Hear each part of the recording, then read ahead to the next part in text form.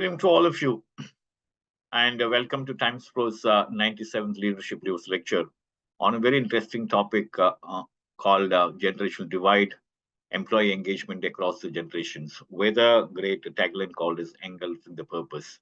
And to do the honors, we have Dr. Rajorshi Ganguli, who is the president and global HR head of Alkem Laboratories. And before I hand over the platform to him, let me have the pleasure of introducing him formally. He's had just about, I think, he's very looks very young, but then he has got 29 years of experience in four different companies, and all of them, he has been a stellar performer. He's a senior HR professional with about 29 years of experience managing HR in sales and marketing, manufacturing, and R&D environment in large organization and diverse industries, especially pharmaceuticals, oil and gas, and engineering, and global context and culture. Experience in the area of strategic HR, change management, talent management, competency modeling, leadership development, training and capability building, performance management, employee engagement, in innovation management, and business partnering. And he has also managed complex HR responsibility in India and several geographies like USA, UK, Russia, Germany, Mexico, Latin America, Australia, and South Africa. He's very well networked, seasoned trainer, and contributes frequently on different HR topics, which are covered in online and print journals. He's awarded several times for professional excellence, and recently he has been featured in India's Best 50 HR Leaders 2021 by White Page International, and India's Most Agile 20 HR Leaders 2021 by Sapphire Connect. And like I said, he has worked in four different companies before Alkem Laboratories. He was with the Dr. Reddy Laboratories for about 13 years and 33 months. And before Dr. Reddy Laboratories, he was with Bharat Petroleum Corporation Limited, where he was with them for 8 years and 3 months. And he began his career with Osha Martin Industries Limited as an officer HR, where he was with them for 1 year and 7 months. And he began this career with illustrious pedigree, and that is having done his BSc in honors from Ranchi University, and later on he completed his PhD PM Human Resources Management from the all iconic Xavier Institute of Social Science, and he also completed his PhD in management from Pune University. And like he said, he's going to talk to us on a very interesting topic, which I think some of us are, why some of us, all of us experience it. Maybe it's very invisible about how do you, build the or bridge the generational divide in our own workplaces, right? Because most of the workplaces you will have at least four generations, if not more, right? So from the baby boomers, Gen Y, Gen X, and then now we're talking about millennials and Gen Z. It's almost a very thin line of difference, but nevertheless, I'm sure all of us experience each one of them. And to take us through how do we bridge that gap, let's hear from Dr. Rajorshi. Thank you so much, Dr. Rajorshi, and over to you. Okay, thank you, Dr. Nagendra, and it's my pleasure to be with you all. I hope I'm audible. Yes, thank you. Just let me put the PPT so that I don't need to change. Just let me know if it is visible. Yeah, I think it's getting loaded. Yeah. Okay. Maybe, yeah, if you put in view mode, yeah, makes sense. Okay, thank you. So, ladies and gentlemen, good evening, and thank you for this opportunity to, discuss on a very interesting topic on generational divide, and therefore, how do you manage different generation and yet ensure that the engagement is very high. Now, this is a topic which is not just relevant for workforce or corporations, but it starts with our family. In family, I'm sure we many times observe the challenges that we face when different generations live side by side, and each one has their own way of looking at things, own opinions, and therefore we get a kind of flavor of it right at our home, and then when we go to the workplace, we see kind of the issues gets multifold over a period of time. So I'll just have few slides. I don't want to spend too much time on the slides. Maybe I like to keep it interactive later. But let me cover a few important points which I thought would be relevant for today's session. And at the end thereafter, we'll take question and answer. So, when we talk about this generational divide and what it's known to most of us, because, when people come from different generations and, generation is such, we have given a cutoff date or a time. We say somebody is from this generation, that generation. But why this kind of prototyping happens? What we have seen is that when people are born in a certain context and they are raised in a certain context, their way of looking at things, their perspective is influenced by what people see around, and that becomes a style of a certain generation.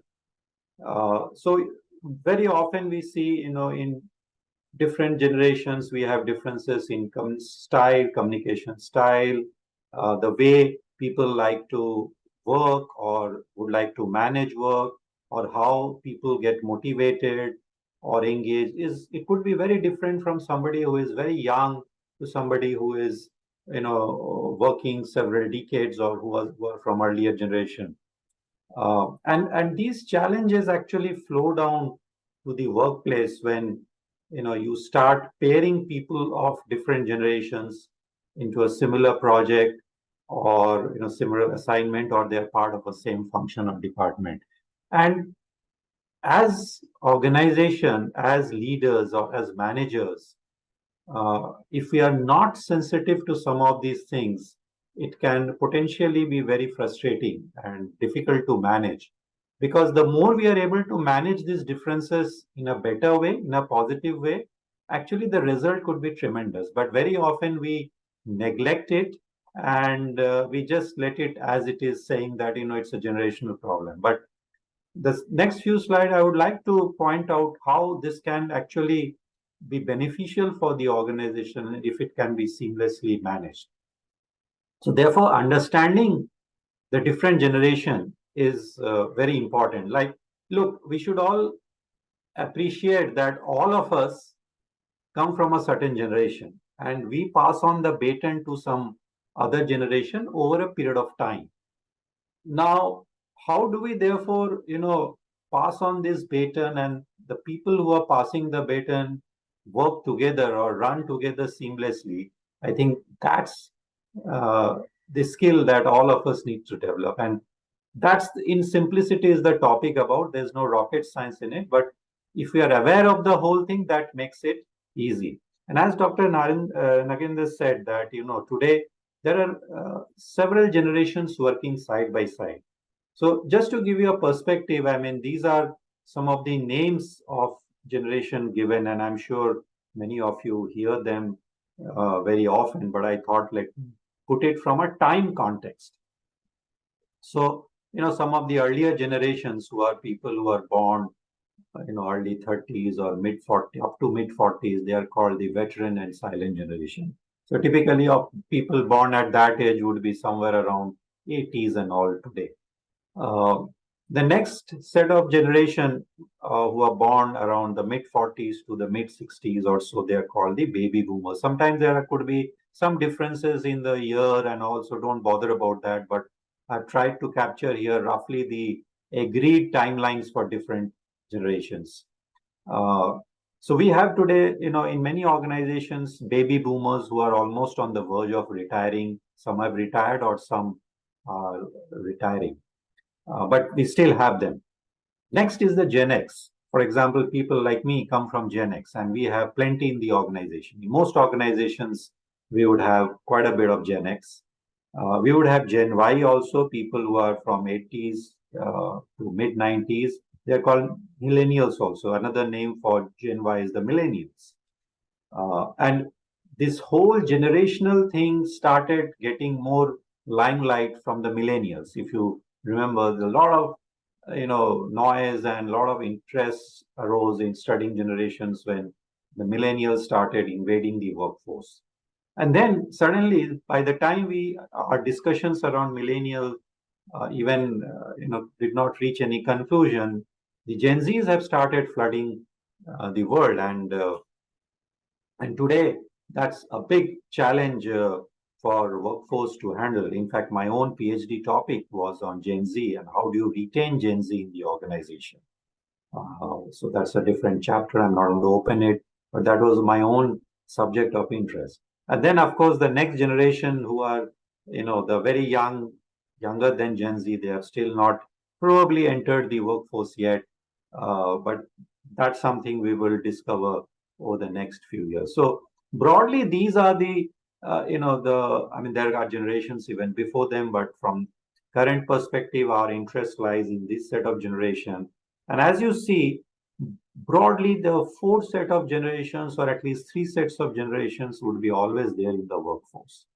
And I'm sure this is a reality in all workplaces.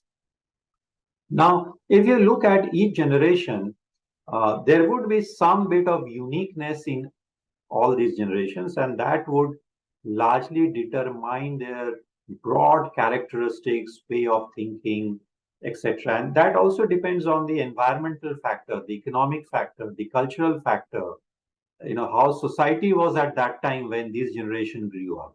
And they carry on such behaviors over a period of time.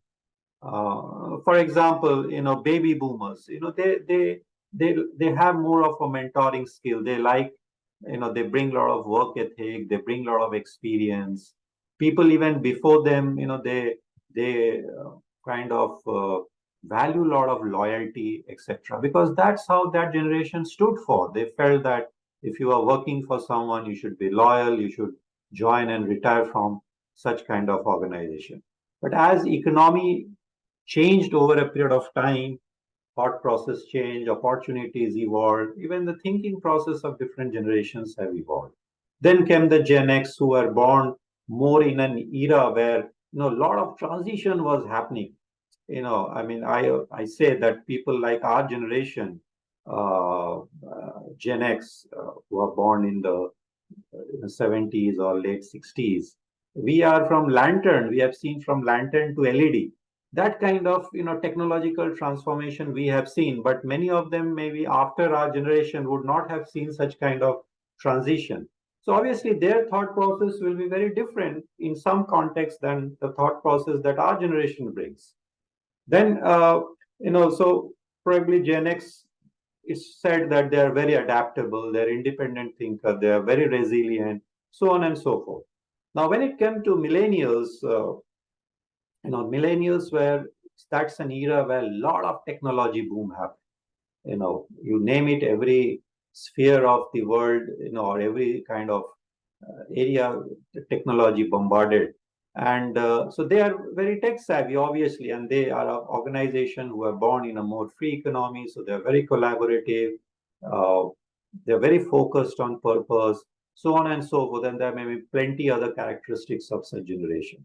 And then the Gen Z, who are more the recent population, they are a tech savvy, because that's a generation who has probably not seen seen the world without a mobile phone or any a gadget. From the time they were born, they have seen a gadget around them. So obviously, the way they like to communicate, the way they like to interact would be very different from a baby boomer or a Gen X. They are also very entrepreneurial because they are born in a society or in an environment uh, which was slightly later than the Gen Y and Gen X. So they also started, becoming very entrepreneurial. We call them the DIY generation. Also, they like to be independent. They want to do everything by themselves. The do-it-yourself generation. Also, they are a generation who likes or values diversity and inclusiveness. So, if they don't see the workplace to be very, uh, uh, professing or having kind of a diverse, they are, if they don't see the workplace which kind of lays emphasis on diversity and inclusiveness, they would not like it. So these are some of the characteristics of different generation. And one way to always bridge this gap or accept this is to be, accept the fact that each one is little bit different from the earlier generation, and the more we are able to accept it, it would become easy to coexist and manage them. Now let's look at the Gen Z. Now that's a huge topic for discussion over the last few years. Now almost 30% of the world population are Gen Z. So imagine, this set of generation which is very tech savvy. They have a very different, slightly different characteristics from the earlier generation. And many of you, I don't know in the audience are of which generation, but you would have a Gen Z at your home also. You would see, some of the difference of views, opinions, the way they like to challenge would be very different. And such kind of generation has now started coming in the workforce. On an average, it says about 25% of any company's workforce today is typically Gen Z. In my own company, we have about 17,500 people, almost 24-25%, they are Gen Z. So we have a lot of young population in our workforce. And this is another generation why I thought some of these statistics would be important to also understand the mindset. This generation is again, they're very choosy about jobs. So if they don't like the job, they would like to leave it. They would leave it very fast. And some of the statistics have said that, predicted from anywhere 50% of them would like to leave their job to as high as 80% of Gen Z professionals are considering a job change. Now, that's an unthinkable number. And therefore the cause, what makes them look for a job and why they are not happy in the job. So, and that's all the more reason that this topic is important, that if we are able to engage all these generations together, it would actually help in better retention. And if it helps in better retention, at the end of the day, the organization benefits out of the performance. And if you are not able to do that, finally, productivity suffers. It becomes a vicious revolving door where people are coming and going. So it's very important that we understand what engages this generation and try to create a work atmosphere which brings in a lot of stability and which acts as a glue for these different generations to stay comfortable and deliver the best in the organization. So what do we do about it? Now, for example, some of the common challenges, if you have seen the different generations pose, one is the communication gap. Now, I'm sure you must be having pictures or you have examples in your mind of people in your own family or in your organization whom you have seen from these different generations. Now, each one tries to communicate differently. So what do you do about it? Let's start accepting them. Instead of saying that he is right or she is wrong, let's be more accommodative. Let's try to accept that there would be varied communication style, and we would have to acknowledge them. There would be difference in work style.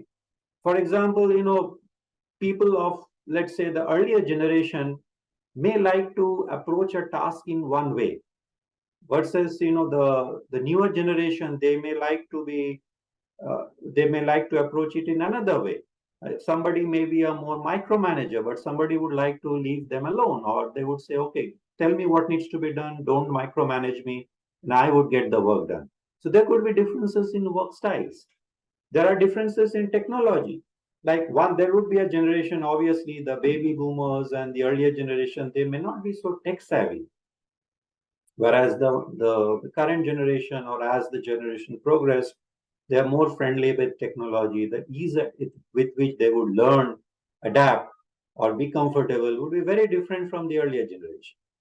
And therefore, how do you, pair the leadership? I mean, typically a Gen Z, in most organizations today, a Gen Z would be managed by a person of Gen Y or Gen X generation. Now, there is bound to be a conflict in leadership style, because each generation wants to manage the next generation or the person reporting to him or her basis how he or she would have been managed earlier.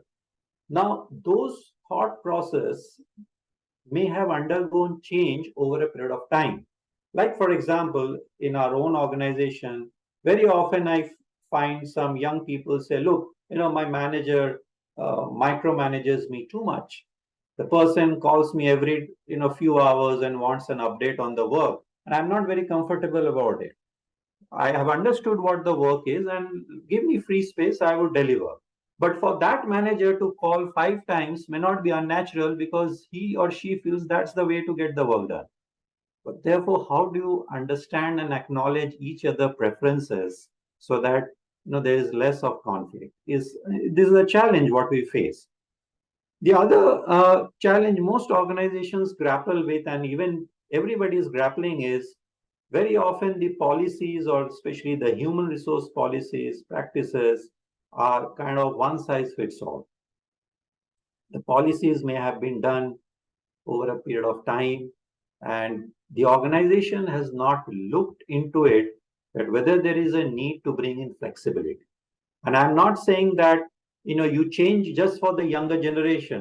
That's not absolutely the point. The point is, you have to ensure that when people of different generation or preferences work in an organization, how do you have, probably like when we go into a restaurant, how do you have a menu which caters to different preferences and likes? Very easy to say, at times difficult to do, but I think that's the way we see things moving forward, and that's one of the way to engage the generation across different zones. The other important is how, and now that we understand that this kind of generational difference would be there, what's important is how do you really harness the power of diversity. In my own experience, I have always seen that when you pair people of different thoughts, different background, different generation, for example, suppose if you have a project and you pair people from different generation, you'll definitely find that the outcome could be very different and more powerful than if you would have people from one kind of thought process.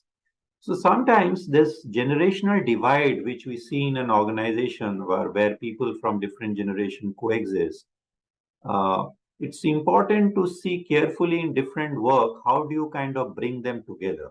Because by bringing them together, you're not creating conflict, or even if you're creating conflict, it's for a positive purpose.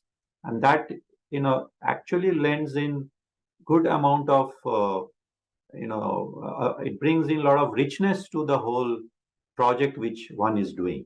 It also brings in a lot of creativity and innovation, because when, let's say, I see a problem and try to think about a solution, a person maybe half of my age may look at the solution in a different way, and together, if we can bring it together, you imagine what could be the different dimensions in which the whole thing can shape up and give a wonderful result to the organization. Even for example, if there are very complex problems or a technology problem, sometimes if you are not including the younger generation, you might find that the solutions are not optimal. So how in such kind of projects you bring people together and harness the power of diversity would result into better outcome. A carry forward of this is the overall inclusive approach. For example, one of the way to engage different generation is how do you kind of exchange knowledge. Obviously, the older generation would have a lot of knowledge, a lot of experience. How do you create systems in the organization or forums in the organization where you start exchanging knowledge? I think that kind of mentorship programs helps in each generation understand the nuances of the other. And that leads to better acceptability, because at the end of the day, if there is a better acceptance, it leads to better results. Sometimes purposely, if you are the manager or the project leader or in the human resource, how can you create cross-generational teams? I think that personally, I have experimented it several times of bringing people from diverse generation, diverse culture, diverse gender, and then we have seen the whole result is taking a very different shape.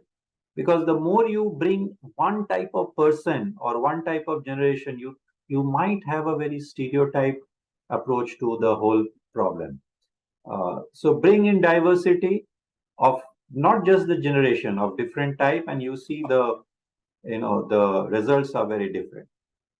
Uh, the other is how do you foster open communication channels? And this is where again one should be mindful of the different generation working in the organization. For example, the older generation would like to communicate in a certain way. So, as an organization, are you giving platform for them to voice out? There could be some traditional challenge they would like to use, as opposed to somebody of a newer generation. They may like to communicate or open up in a very different kind of channel. So, can such both channels coexist? I think that one needs to look at depending on the organization context. Similarly, the communication medium.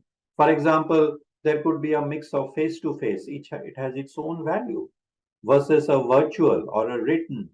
So how can you not just have one way of communicating? So, for example, if it is just a virtual way of communication, people from the older generation, some of them may not like it.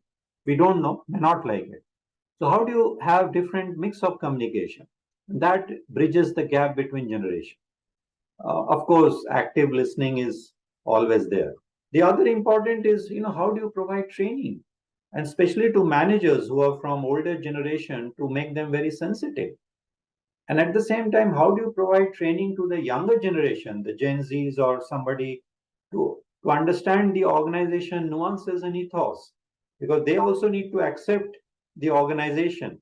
They need to also understand, how work gets done in the organization.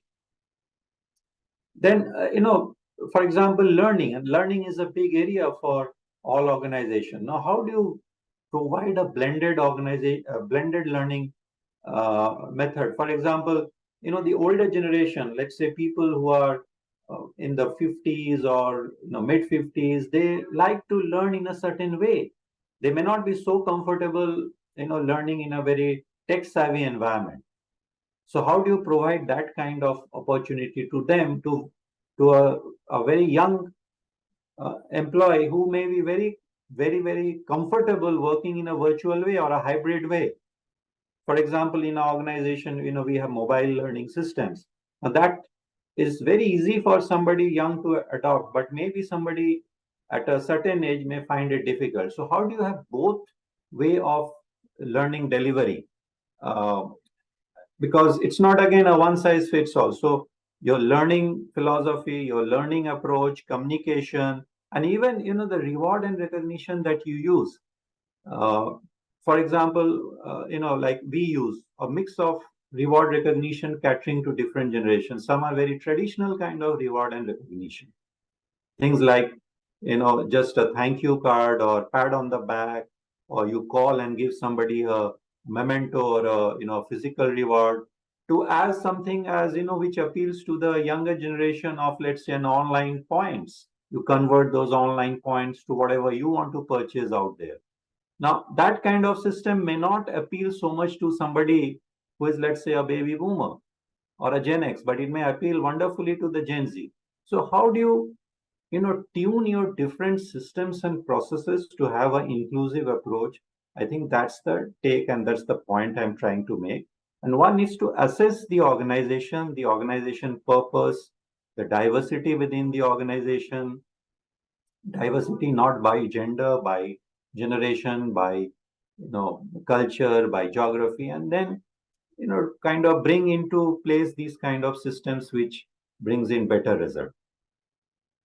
What's more important is, in the topic of generation, we have always seen that uh, organization tend to forget the preceding generation or the older generation, and sometimes we in the excitement of talking too much of younger generation or so, we try to dovetail everything to fit them.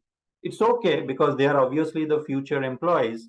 But how do you manage the insecurities of tenured employees is also very important, because typically you will find in a blue collared environment or even a white collared environment today, where the shelf life of a skill is eroding very fast. It's very short shelf life. People tend to feel insecure, but it's the job of the manager, the senior leaders, the HR to, you know, take everybody along. And so managing the insecurities would also help in, bridging the generational divide. Like, how do you recognize their contributions? How do you bring to the limelight the contribution they have made? They also feel important when you give them opportunities to, let's say, groom young talent, because obviously they have loads of experience and skill over the years, and how do they pass it on to them? So how do you pair them? Uh, for them, how do you, offer learning which suits them? Because while one hand the organizations are doing a lot for Gen Z, but for them also, what kind of learning opportunities you bring so that they feel they stay relevant? It could be some of the traditional learning also. How do you help them to, adapt technology, or how do you help them to reskill quickly in the job they are doing? How do you seek input in the decision making process?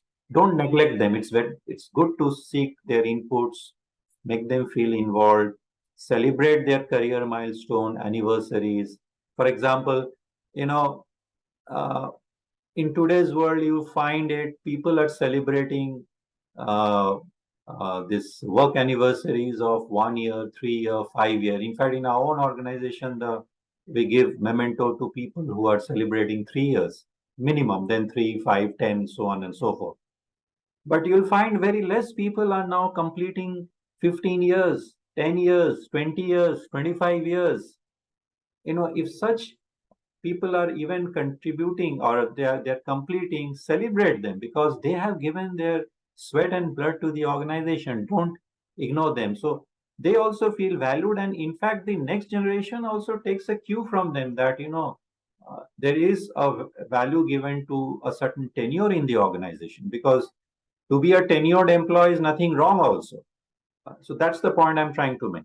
And of course, provide opportunities for leadership on merit, etc. And largely, this would be my last slide.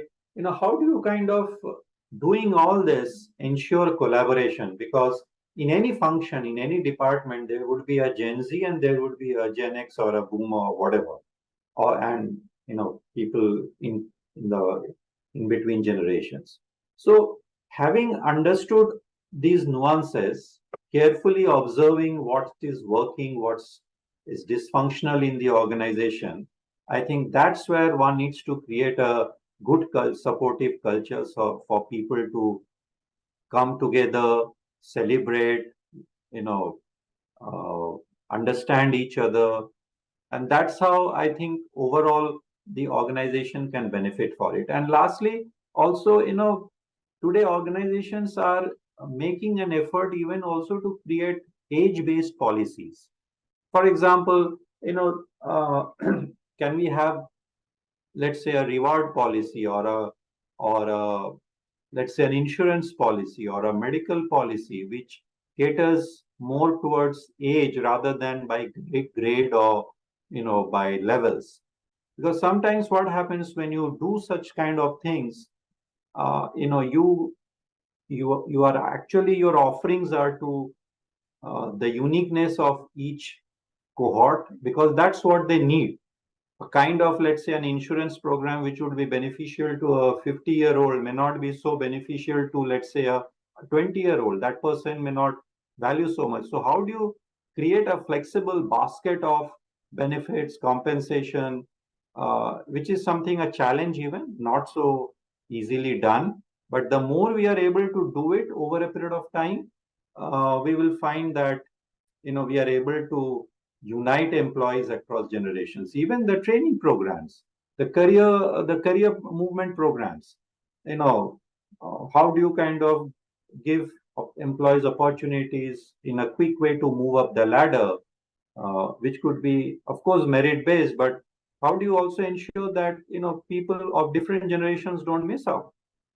It should not be just a tenured promotion, because some organization even today also, let's say, follow a tenured promotion system. So somebody has just completed 3 or 5 years would be given a promotion, but that may not be suitable for a young person who has just come, because they are very merit driven. They would expect, if I have done a good job, I should be promoted or given the next assignment. Why should I have to wait for 3 years or 5 years? I should get it after even 6 months to 1 year. Now, these challenges are being felt by the organizations. And at least if we are able to address some pockets where, if we do this well, it would definitely bring a good homogeneity across different generations. I think that these are the points I wanted to make, and happy to take any question, because this is a topic which can go on for a few days also, and it would never end. So thank you so much. Thank you, Dr. Rajorshi. I think we have quite a few questions, and let me take the first one. In fact, we have two questions from Mr. Durga Prasad Brahmwar. Let me take the first one first. His question is a very interesting and challenging topic of discussion. We have this daunting task and challenge across every organization and every department and across every industry. And more so, you see in software, FMCG, and service industries. Can you please let me know what should be the blend of this Gen X, Gen Y, and Gen Z to ensure organization remains sustainable and deliverable to its stakeholders? Thank you, Durga Prasad. And we do have a second question coming up, Dr. Rajorshi. So, if I have understood the first question, the question is more about what should be the blend of, or the proportion of different all the generations. generations. So, see, it should be a natural process. It cannot be a quota-based system that you should have so much from this generation. Every organization, over a period of time, let's say how it expands. For example, a growing organization which needs more manpower, more human resource, which has been growing, they would tend to, recruit more younger workforce. It also depends on the kind of work. For example, a sales organization, or it would need more feet on street. A technology organization would need more, young technocrats. That does not mean they don't need people from other organization, but it would the proportion of the workforce would depend on the industry, the company growth plans, the areas where hiring is happening. It's very difficult to mandate. Each organization tries to attract talent and hire talent, which makes them be more productive and more effective going forward. So I don't have any quota for anyone, but you should know what kind of skill sets you need. You should not go by what age bracket you need to get the work done. That's the important. You should know what it takes to make your organization be better out in the marketplace and beat the competition. That's more important. And if you get that skill set from a 50-year-old also, you should hire. And if you get it from a 20-year-old also, you should hire. So the answer lies in the organization. Absolutely. Now, his second question, Dr. Rajarshi, is does the management have the patience to unite employees across generations, as it consumes lots of time and resource today? Many companies strongly believe on hire and fire, isn't it? Thank you, Durga Prasad, once again. No, I think it's a very important question. Most organizations, I can't comment on all, but people obviously today are hard pressed for results and performance in all types of industry. Now, what's important, and the point I was trying to make last half an hour, is that hire and fire is one way of looking at it, and there could be reasons why somebody is fired or whatever. But firing for the reasons what we discussed half an hour, that may not be the right way. People must understand and accept the different generations and their way of working. And as I said, it starts from our home, where our children, or somebody may be a grandfather, the grandchildren may have very different views from the grandfather or from the father or somebody else. That does not mean we say get out of the house. We try to accept and ensure that finally, there is a peace and harmony. When it comes to organization, somebody's styles change, the viewpoint change, but what's important is a mature organization or a mature leader would ensure that these generational differences are not used or does not make a everyday noise, rather than by some of the solutions that I suggested, that how do you kind of bring them together to at least solve your problem. And at times what I've seen, it is very important to sensitize people of the older generation, at the same time sensitize people of younger generation. Like you may have somebody young trainee, or somebody of 1 or 2 year coming and say, look, I don't like about this organization, look at something of this process of that organization. He or she may be right, but one needs to also educate them that there are certain organizational processes which, of course, your feedback is noted, but it takes time to change. So how do you accommodate such feedback and you make some visible changes on the ground, at the same time sensitize the managers of the older generation? Because very often we find a conflicting work style. The manager tries to micromanage or do it in a very different way, the younger generation doesn't accept. But how do you continuously sensitize such set of managers and bring bit of a accepted way of working? That's the only way. And there you have to show some patience, because please understand that as time progresses, each organization will have to welcome people from the Gen Z or the further generation. So you have no choice. Today, as I said, that most organizations have 25 to 30% Gen Z workforce. Tomorrow it would be 40% or more, and thereafter Gen Alpha or whoever comes. So you have to adopt to these methods and ensure the organization runs in a better way. So there's no choice. Hire and fire is not the only solution. Absolutely. Now, taking a cue from one of your earlier slides, Dr. Rajorshi, where you're talking about how do you manage the insecurities of the tenured employees. Now, one is to recognize, acknowledge, and then leverage on their experience. But if you look at the same thing differently, uh, how do you expect this earlier generation, maybe baby boomers or Gen X's, or like we are, or Gen Y's, right? How do you expect them to be making themselves relevant? Because now that as you get to see, with a lot of changes happening, with a lot of technologies coming in, now every possible function of the company is getting automated, right? In terms of technology, right? Nobody would imagine the kind of marketing the technology has entrenched into the marketing, now sales part of it, right? Now every part of it, I think it's now, right, every industry is also getting the technofied kind of thing. Now with that things happening, how do you expect these generations to make themselves relevant to Dr. Rajorshi? I think it's a valid question. See, there are no more free lunches. Yeah. No, I mean, whether I'm from A generation or a B or C doesn't care. Organizations don't care. You have to stay relevant.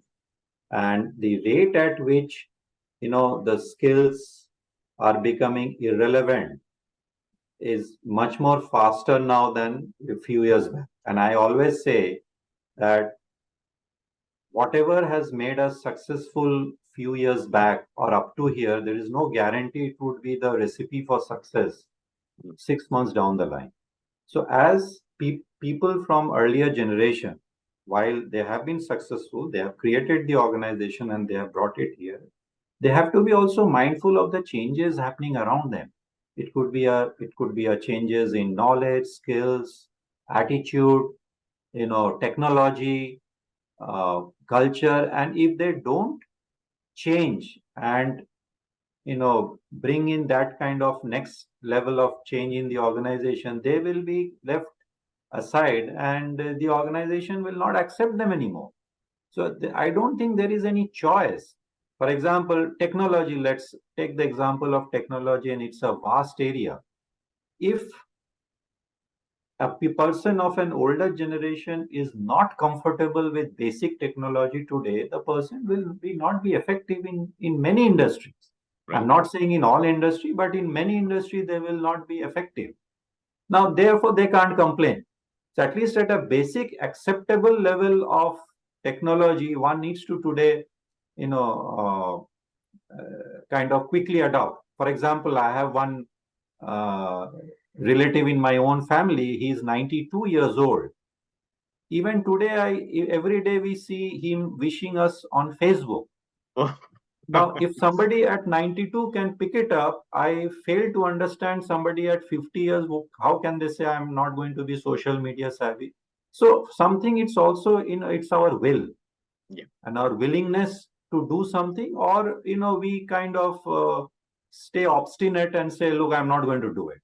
So it's not that we cannot do it. I'm not saying that the 92-year-old should be somebody who can write a code, but at least basic level of technology or other things is today mandatory.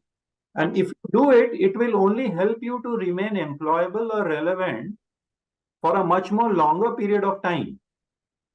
Also, let us understand today the the kind of average lifespan in a decent way or in a decent society is at least 75 to 80 years, Mm-hmm. unless something happens to a person. And you retire at the age of 58, 60. What do you do for the next 20 years? You have to be, stay abreast with what's happening around you, adopt to stay relevant. Because for next 20 years, you have to even fund yourself to run your life, unless you're very lucky to have a lot of savings.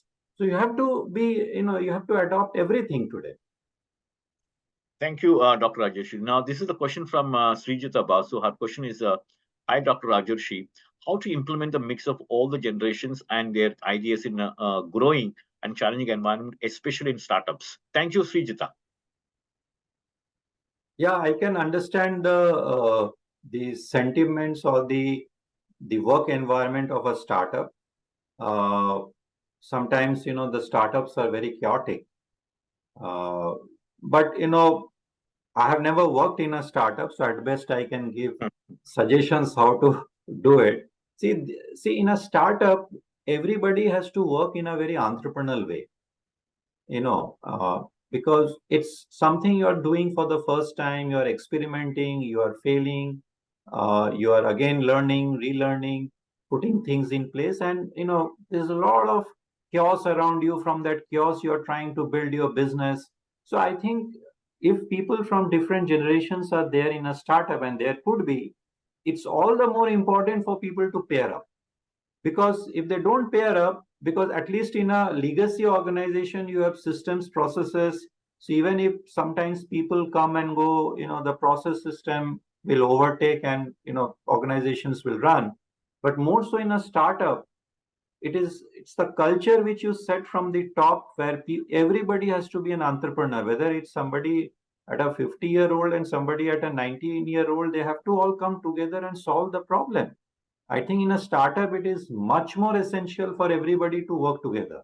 Otherwise, the startup itself would not sustain after some point of time.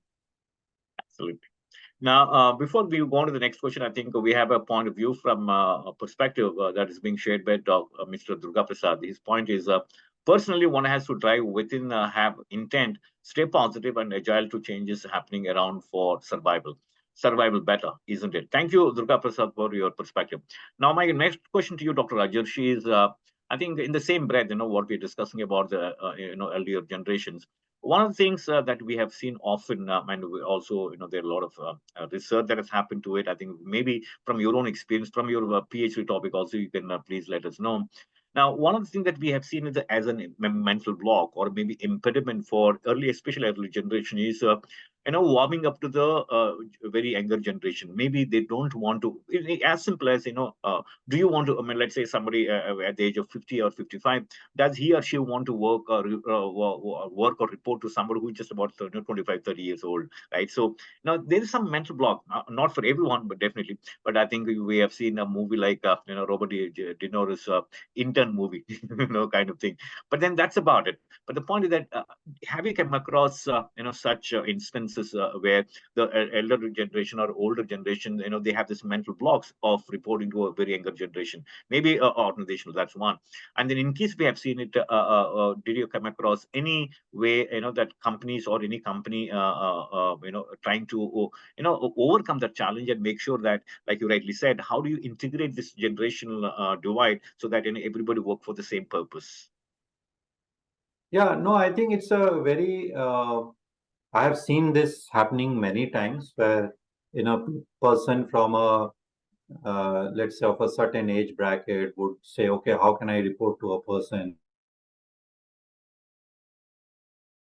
Now, the person should also understand that the person who is 10 or 15 or whatever younger to you have been able to reach that position because the person had some kind of skill and competency. Then why you did not develop that skill and competency to uh, you know reach that spot? So of course we value your contribution, but somebody must be more talented from you, which the organization has found, therefore they are in that certain hot seat. So I think this happens every time. Now I always also give an example of government bureaucracy, where most of the, the, let's say a public service or UPSC, you'll find a district collector or a fresh IS officer will be hardly 25, 27, 28. Yeah. And he or she is running the district. You cannot say, no, I will not report to that person. So actually, those are very outdated thoughts. Yeah. The organization today has to run by meritocracy. And in that meritocracy, whether it's your, it's your skill and merit which will determine your position. There are today CEOs, with they are reaching the, even in matured organization, there are CEOs at the age of mid 40s, 40s. So I can't say, look, I am at the retirement age, so I cannot report to the CEO. However, it's a foolish thing to say. So people should shun those things. There are even people I've seen making comments. I mean, especially, sorry for making it. There are male people who say, no, I cannot report to somebody of the other gender, women officer. I mean, these are very, very outdated things. And the more you are inculcating such thoughts in your mind, you're not going to work with any generation. Forget, even probably you will find it difficult to work with your own generation. So I think we have to come out of this thought process. The world has moved, and the faster we are able to, in fact, there are sometimes when you work with people younger than you, you can learn a lot of things. So even if they are not reporting to you, for example, people sometimes who are in our own department, sometimes I learn a lot of technology from them because I will not know. So why don't you even ask them to reverse mentor you on areas? So people should be today willing and work more like a companion rather than looking at these as hierarchies. Very good. Absolutely. Now, in fact, I want to pick up from the last point that you made. Very good point, Dr. Rajesh. That's about reverse mentoring. Now, how do you expect companies to actually, institutionalize that one? Because I'm sure, like any other, like any other HR practice, right? I think this is one, especially where you have, all the existence of all the four generations. Now, would it not be a good idea for any company to institutionalize the reverse mentoring? Maybe have a formal sessions, maybe have a formal feedback sessions, or maybe report it. So therefore there is a seriousness, and all, not just people are sensitized, but also the seriousness with which all the generations actually take it to this initiative called reverse mentoring, Dr. Rajarshi. Yeah, I think, see, obviously, we have not formalized this in our own organization, so I cannot comment. But reverse mentoring, see, first of all, even if you are not formalizing it, people should be today open to it. Yeah. No, I mean, and people should, shun their ego and biased mindset, and should be willing to learn from anyone, whether somebody is, similar to their age, half their age, or from a different background. Because finally, at the end of the day, if we are not learning, we are not going to move ahead, because the rate at which the skills are depleting and the technology is evolving or the other things are evolving, to keep pace, we should be open to learn from anyone. I think it's good to institutionalize these things, but by just merely institutionalizing these things, sometimes also success may not happen unless everybody is really opening up their own mind. Like even the audience today sitting here, I mean, just I would request them just to be open to learn from anyone and do not have that ego. For example, I may be a president in my own company. That doesn't matter. I sometimes learn from somebody. It's the most junior most person in the area of technology because that person knows that thing better. I don't know that, and so one should be willing to learn from anyone to be more relevant today. I think that's the message which I want to pass it on, and it's a very useful question. And I'm sure at some point of time the organization would institutionalize, but beyond institutionalizing, one should be open to accept these facts. Absolutely. I think we just about here. We have just hit the time, Dr. Rajorshi. Thank you so much. And like you said, sorry to bother you, especially on a Saturday evening, but it's absolute pleasure having you. With all of 29 years of experience. It's a real, I think it's a wise, counsel that we have had for the last 1 hour or so. And from all of us, from all of our participants from TimesPro, thank you once again, and look forward to hosting you once again for maybe another interesting session in the near future. Thank you. Thank you Thank so you much. so much. Thank Thank you. you so much. Thank Thanks. you. Have a Thanks. Thanks. good evening ahead. Bye.